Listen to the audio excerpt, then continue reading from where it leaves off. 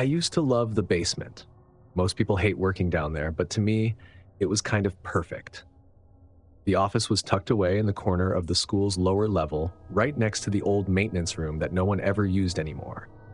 It was quiet, no students running through the halls, no teachers hovering around, just me and my computer.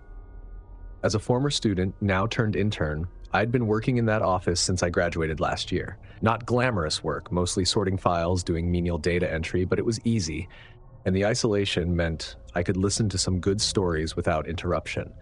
And no one came down here unless they really had to. It was just another regular Tuesday afternoon. The halls above were alive with the usual noise, classroom chatter, lockers slamming. But down here, silence. Perfect for getting lost in work.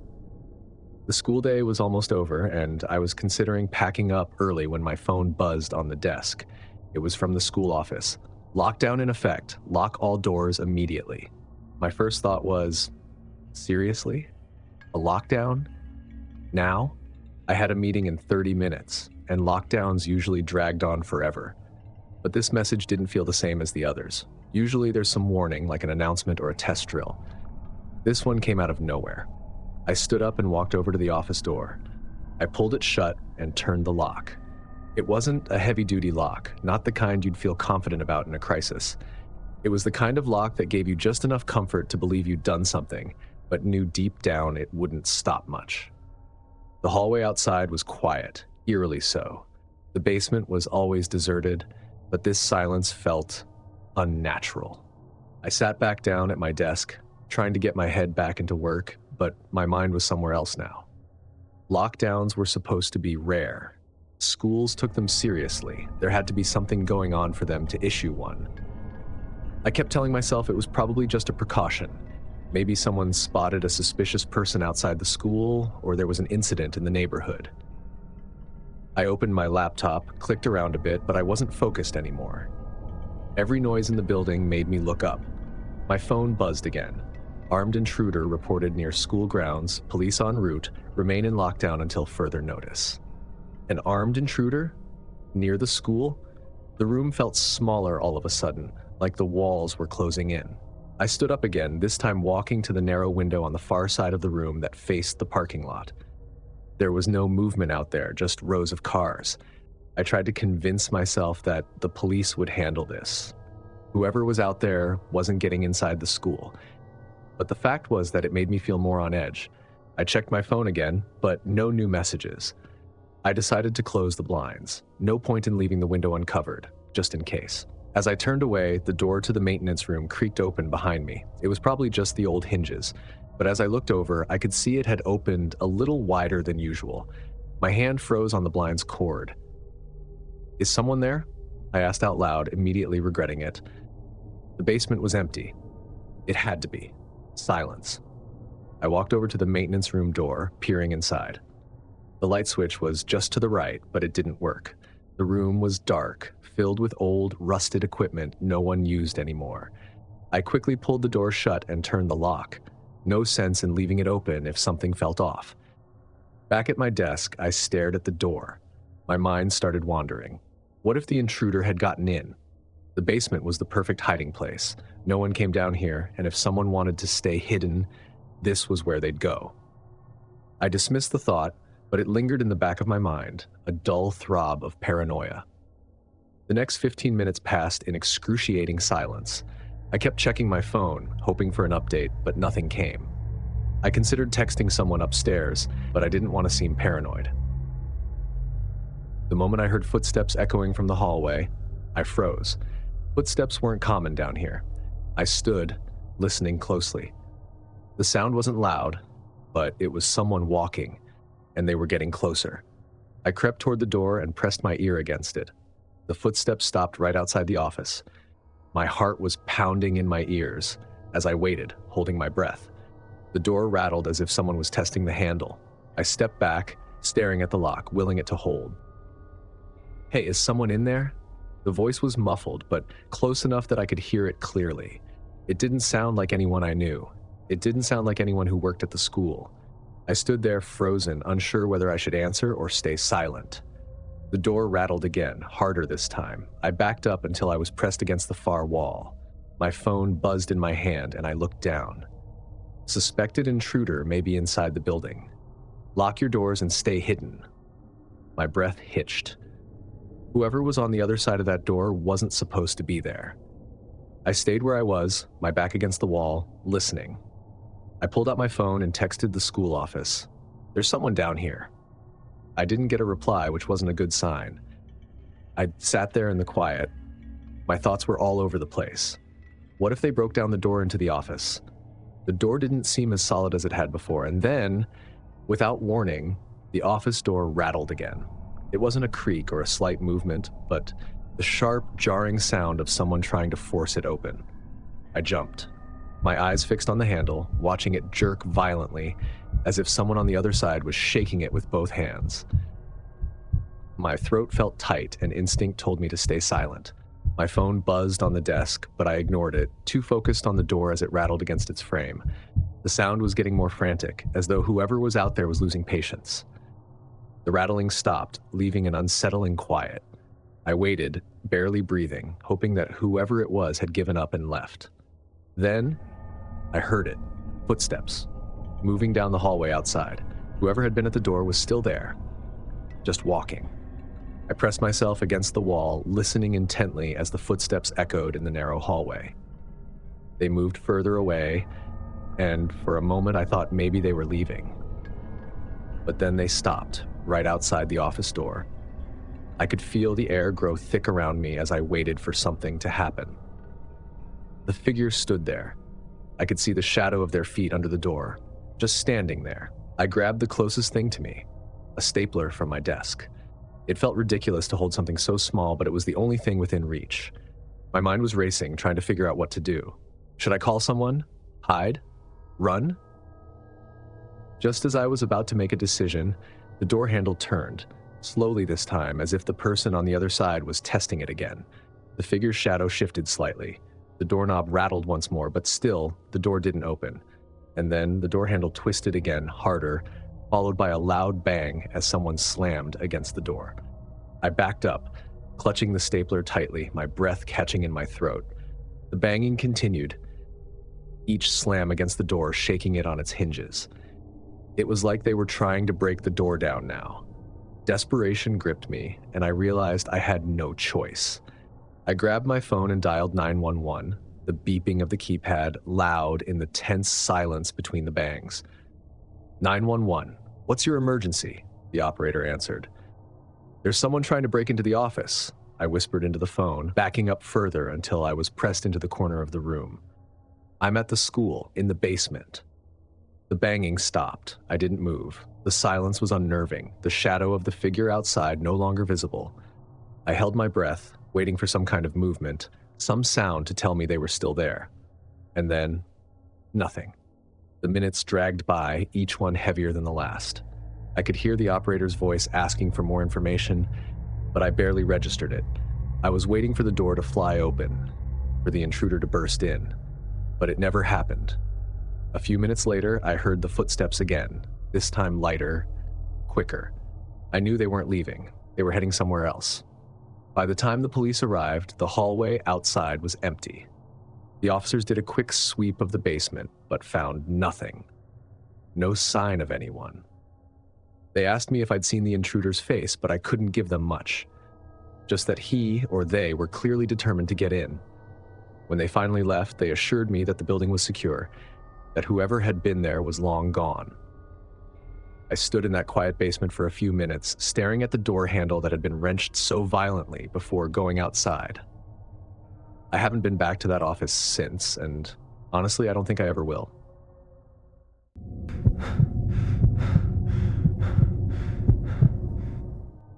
Field day was supposed to be the highlight of the school year. Everyone looked forward to it. A break from classes, hanging out with friends, and playing ridiculous games that no one really took seriously. But not me. Not this year. I had to sit it out, thanks to a concussion I got from falling off my bike 2 weeks ago.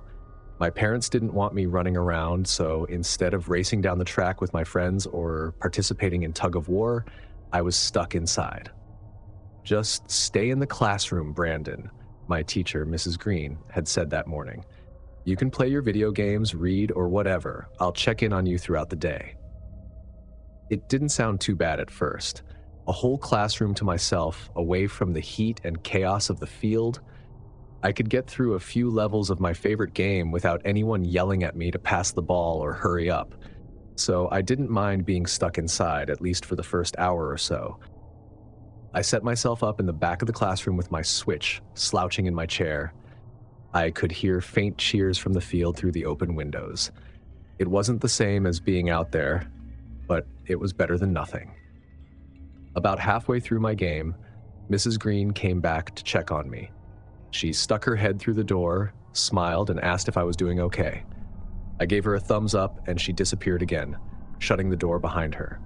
It was quiet for a few more minutes. I was immersed in the game, barely noticing anything around me. But then, everything changed. I didn't hear anything at first, nothing unusual anyway. It wasn't the kind of sudden, dramatic moment where the air grew thick with dread or anything like that. No, it was more subtle. I just became aware of the stillness, the kind that makes your skin crawl when you realize it's too quiet. A few more minutes passed, and I started to feel strange.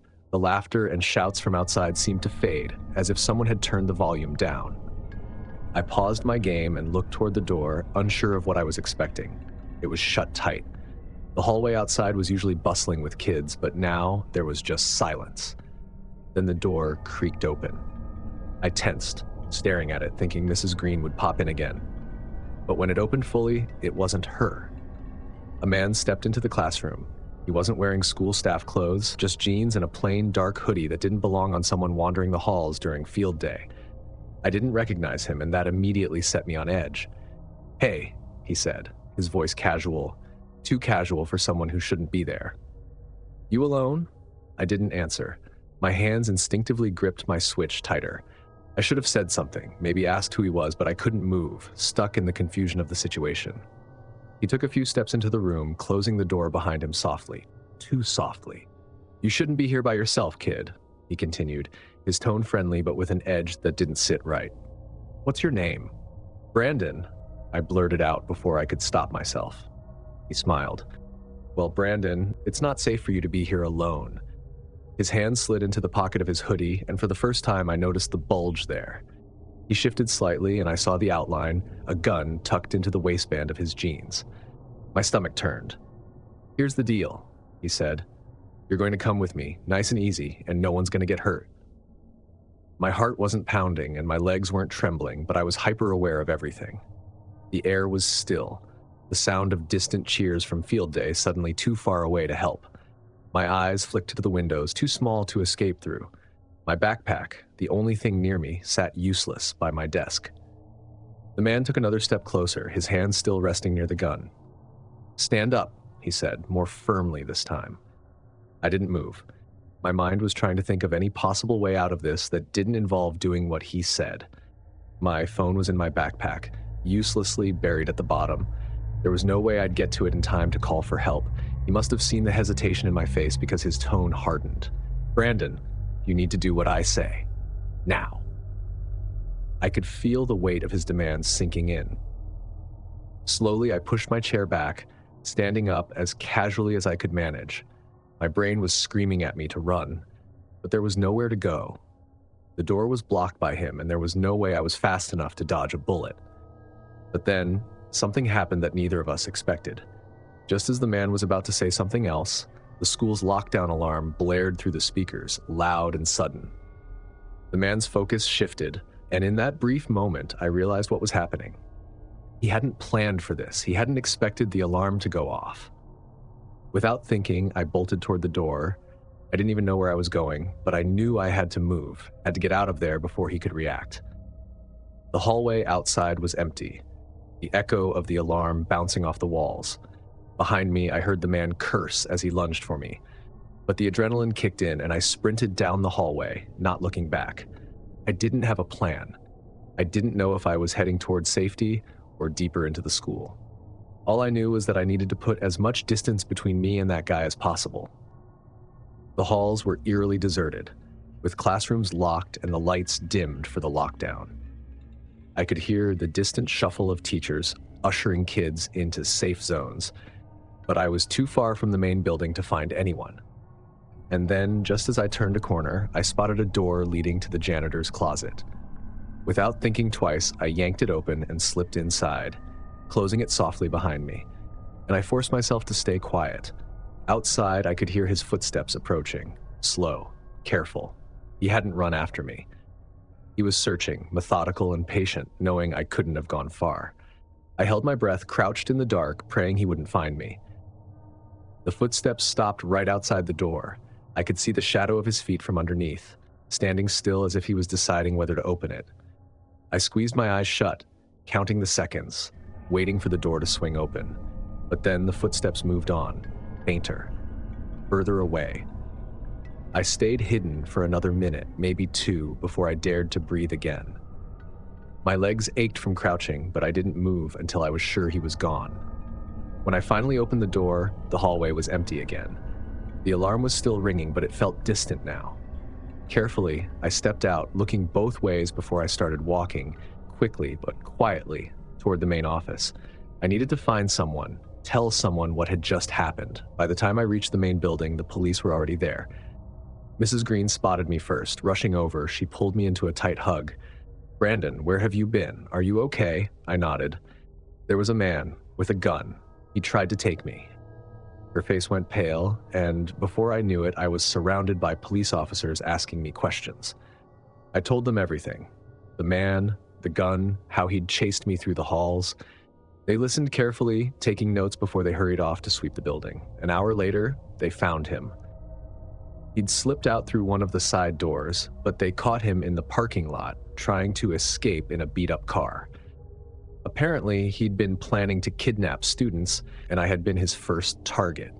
I didn't go back to the classroom after that. My parents came to pick me up, and I spent the rest of the day trying to make sense of it all.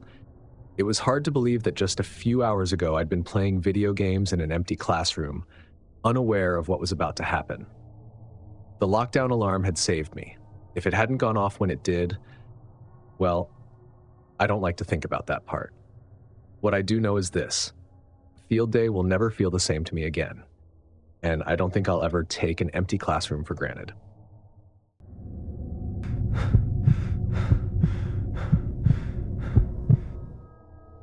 It started off like any other lunch period, loud, messy, and chaotic. The kind of noise that makes your head throb if you're too close to the wrong table. I sat with my usual group of friends. You know how it is. Everyone is more concerned with getting through the day than paying attention to the world outside those walls. I wasn't even really focused on anything. I had my phone out, scrolling through memes while picking at my sandwich. A typical lunch hour. The rain had started up earlier that morning, just a drizzle, but now it was coming down heavier, the kind of rain that made you glad to be indoors. You could hear it tapping against the windows, almost relaxing in a way. Then came the boom. At first, I thought it was thunder. That's what everyone thought. It was loud, but not loud enough to make anyone panic. The whole cafeteria went quiet for a moment, people looking around, waiting for someone to make a joke or break the tension. But no one said anything. We all just went back to whatever we were doing, brushing it off as a storm rolling through. I didn't think much of it. Why would I? It's not like a thunderstorm is a rare thing around here. But then, just as I was taking another bite of my sandwich, there was another boom. Louder this time. It sounded closer, like it wasn't outside anymore, like it had moved in, under the same roof we were sitting beneath. That second boom wasn't thunder. You could feel the atmosphere change, like the whole room was holding its breath. I looked over at my friend Megan, who had stopped mid-conversation, her eyes wide. Before anyone could react, the intercom came on. The principal's voice crackled through the speakers. "Attention students and staff, we are now in a lockdown. Please remain calm and follow procedure." The cafeteria went from loud to dead silent in an instant. You know that feeling when everything around you changes, but you haven't caught up yet? That was what this was like. No one moved at first. We all just sat there, waiting for more instructions or an explanation, but none came. The principal's voice cut out, leaving nothing but the sound of the rain pounding against the windows. The lunch staff started moving then, ushering us toward the multi-purpose room. It wasn't chaotic, but there was a definite urgency in the way they were acting. No one was cracking jokes anymore. Megan nudged me with her elbow, her voice low. "What do you think it is? A drill?" I knew this wasn't a drill. The tone of the announcement, the fact that no one knew what was happening, the whole thing had this weird feeling. But I didn't say that. We followed the crowd into the multi-purpose room, everyone cramming inside. The room was big, but not big enough for the entire student body. Kids were sitting on the floor, some standing by the walls. There was a tension now, like we were all waiting for something bad to happen, but didn't know what. Rumors started spreading fast, as they always do in situations like this. I overheard bits and pieces from different groups huddled together. Someone said they heard gunshots. "No, it's just the weather acting up. That's why we're inside." "It's probably just a false alarm." I tried to ignore the whispers, but then I heard something that made me freeze. "There's some guy outside. He's threatening to kill himself." I turned to Megan. "Did you hear that?" She nodded. "Yeah, they're saying it's a neighbor, someone from the houses down the street." I looked around the room, catching more pieces of conversation here and there. The story was slowly unraveling. Apparently, a man who lived near the school had been making threats all morning. Something about him wanting to end his life and take others with him. The police were outside, trying to talk him down, but no one knew how serious it was. All we knew was that he was close. Too close. Suddenly, the booms made sense. They weren't thunder. They were gunshots. The tension in the room spiked, and the teachers tried their best to keep everyone calm, but you could see the fear in their eyes too. They didn't know what was happening any more than we did. They just knew we had to stay locked in that room until it was over. Megan leaned in closer to me. Her voice was so low, it was barely a whisper. "I heard he's done this before." "What do you mean?" I asked. She looked around, making sure no one else was listening, then said, "One of the teachers told me he's troubled, like mentally unstable. He's threatened to hurt himself before, but this time, I don't know. This time he wants to take others with him." We sat there for what felt like hours, though it was probably only 30 minutes. The rain kept coming down hard, the sound of it filling the silence in the room. Every so often, we'd hear movement outside, like people running, but no one came in to give us any updates. The teachers were huddled together by the door, talking quietly. And then, out of nowhere, someone in the back of the room screamed. Everyone turned at once, but it was just a false alarm. One of the windows had blown open, slamming against the wall with a loud bang, but it was enough to send a wave of panic through the room. Kids started whispering frantically, some even crying. A couple of teachers went to close the window, but the damage was done. The tension was thick now, palpable. A few minutes later, one of the teachers, Mr. Roberts, I think, stood up and raised his hands to get our attention. He was trying to stay calm, but his voice shook as he spoke. "We're going to be fine," he said. "The police are handling the situation outside. There's no immediate danger to us, but we need to stay put for now." That should have been reassuring, but it wasn't. Especially when I overheard one of the older kids say, "That guy, he's hurt people before." I shifted closer to Megan. "What do you think they mean by that?" She shook her head. "I don't know, but if the cops are out there..." She trailed off, not finishing the thought. We both knew what she was thinking. If the cops were out there, it wasn't good. The rumors kept spreading, each one worse than the last. Some said the man had already killed himself, while others claimed he was still out there, walking around with a gun. I didn't know what to believe, but every minute that passed made the fear in the room grow heavier. Finally, a teacher stepped into the room, his face drawn and tired. He spoke quietly to Mr. Roberts, who nodded grimly before turning to address us again. "They've apprehended the man," he said. "He's been taken into custody. The lockdown will end shortly." There was a collective sigh of relief, but it was muted.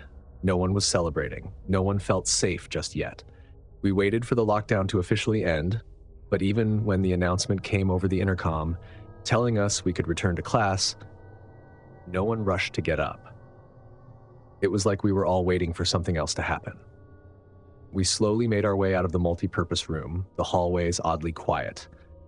Normally, after a lockdown, the school would be buzzing with chatter, everyone eager to talk about what had happened. But this time, there was no excitement. Just a heavy silence, like we were all holding on to something we didn't want to acknowledge. Megan and I walked back to our lockers, not saying much. It wasn't until we were gathering our stuff that she spoke up. "You think he's going to be okay?" "I don't know. I hope so." From what I'd overheard, the man had a history of mental illness. He'd threatened suicide before, but this time had been different. This time, he hadn't just threatened himself. He'd threatened all of us. We went back to class, but no one was paying attention. Even the teachers seemed distracted, their eyes constantly flicking toward the windows, like they were expecting something else to happen. The rain had finally stopped, but the sky was still dark. When the final bell rang, I couldn't get out of there fast enough. Megan and I walked out together, but neither of us spoke. It wasn't until we were halfway to the parking lot that she finally broke the silence. "Do you think he'll do it again?" I stopped walking and looked at her. "What do you mean?" "I mean, he's done it before, right? Threatened to hurt himself. What if next time?" I didn't have an answer for that, so instead, I just nodded. The knowledge that someone had been so close to causing harm, that we had been locked down because of a man on the edge, it stayed with me, and we knew deep down that it was only a matter of time before it happened again.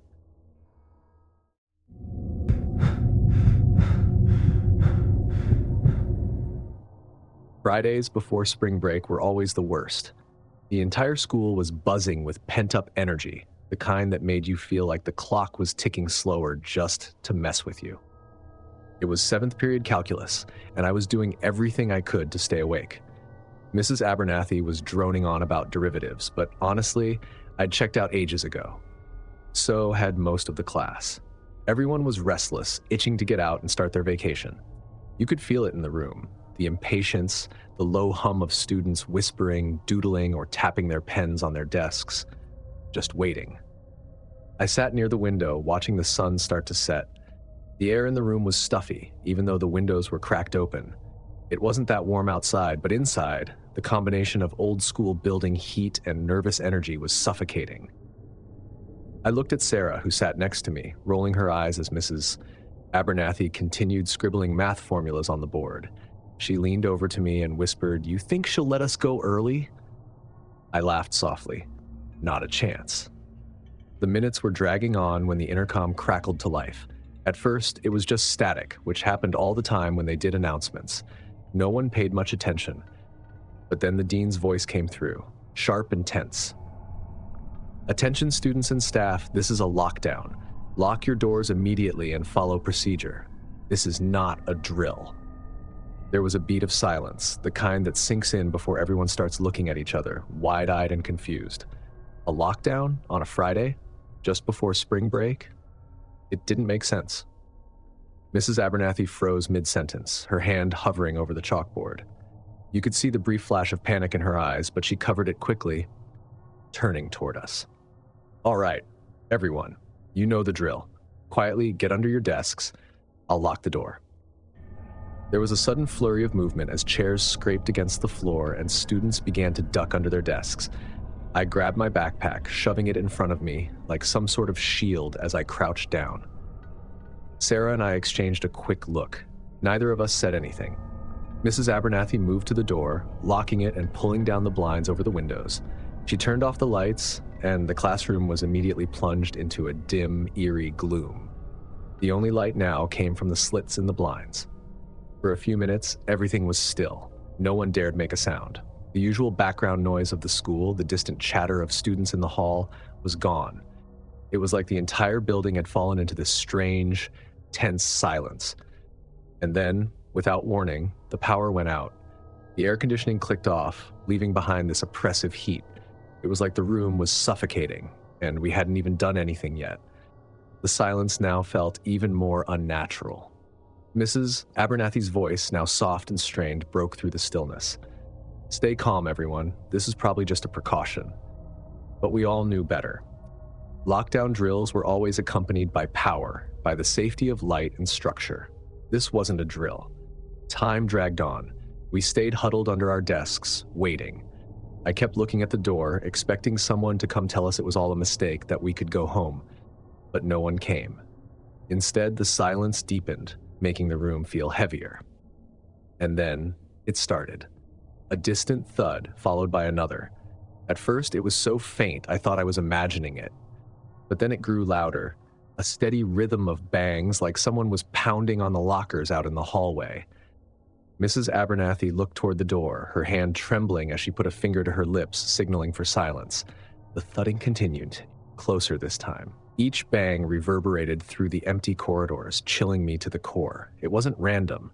Whoever was out there was methodically moving through the building, getting closer to our classroom. And then came the voice. It started as a low muttering, barely audible, but it grew louder as the person approached. "Open the door," the voice shouted, echoing through the hallway. The thudding was right outside now.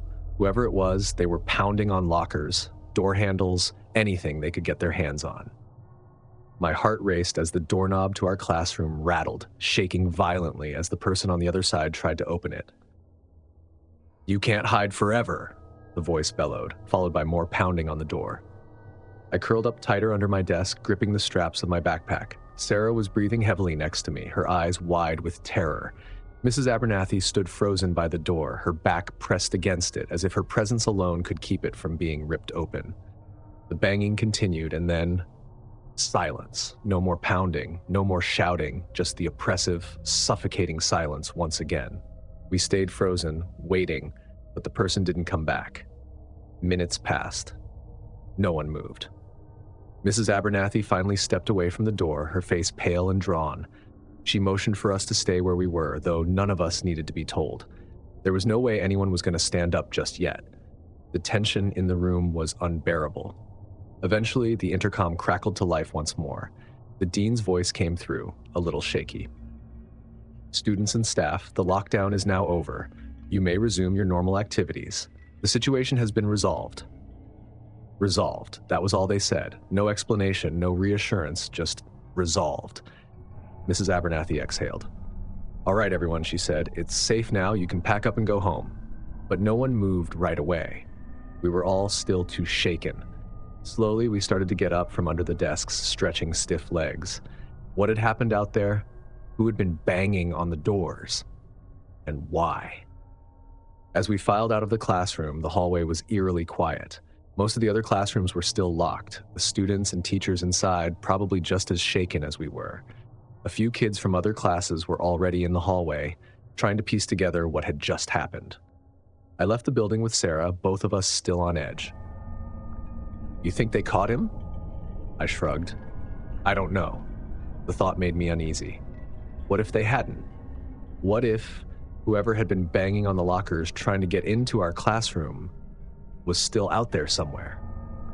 I couldn't stop thinking about the sound of the banging, the voice shouting through the hallways. It echoed in my mind, replaying over and over. I couldn't stop thinking that whoever had caused the lockdown had slipped away before anyone could stop them, and that maybe they'd come back. By the time I got home, my parents asked how my day was, and I told them it was fine. But I couldn't bring myself to tell them about the lockdown, about how close the danger had been, about how none of us had any answers, even now. I lay in bed that night, staring at the ceiling, listening to the quiet of the house, and for the first time in a long time, I didn't feel safe. Not in school, not at home, not anywhere. The next Monday, when school resumed after spring break, the hallways didn't feel the same anymore. I wasn't the only one. The whole school seemed more cautious, like we were all waiting for the next time, for the next lockdown. And maybe, just maybe, we wouldn't be so lucky next time. Before you go, tell me, have you ever experienced a school lockdown or something that made your heart race at school? Share your story in the comments. I want to hear every chilling detail. If these tales got under your skin, smash that like, subscribe, and hit the bell so you never miss the next scare. Stay safe, stay alert, and always trust your instincts, because you never know when danger is lurking. Thanks for watching, and I'll see you in the next nightmare.